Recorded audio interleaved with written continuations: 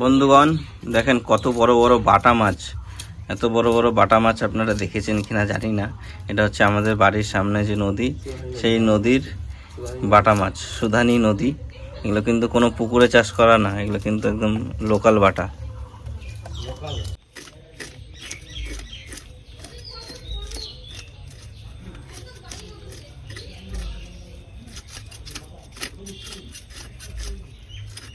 স্বাদ বলে না ওই বোতল দিয়ে ধরে, বোতল দিয়ে সাউথের লোকগুলো ধরে না, বোতল দিয়ে মানে বোতলের মধ্যে কি বলো তো, এই বড় বোতলগুলো আছে, আড়াইটার বোতলগুলো, কোল্ড ড্রিঙ্ক বোতলগুলো, ওর উপর থেকে নিচে মানে সঙ্গে রাখলেন, নিচের থেকে তারা কেটে ফেলে দেয়, মুটকি লাগানো থাকে, ওর ভিতরে কি করে জায়গায় জায়গায় দুটো দুটো ফোটা করে দেয়, সাইড দিয়ে উপর দিকে ফোটা করে, আর ওর ভিতরে দিয়ে আটা, হ্যাঁ আটা দিয়ে সেটা দিল সমুদ্রে বলবে।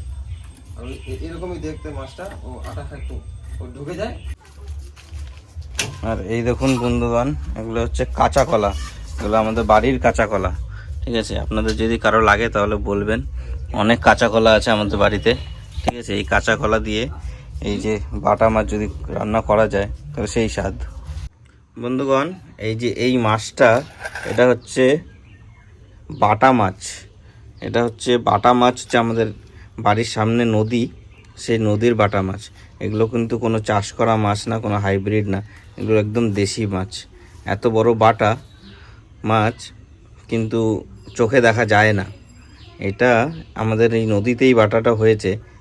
গেল বন্যায় সেইভাবে বন্যাটা হয়নি গেল বছর, তাই এত বড় বড় বাটা মাছ দেখা যাচ্ছে না। তাছাড়া এই ধরনের বাটা আপনি অন্য কোথাও দেখতে পাবেন না।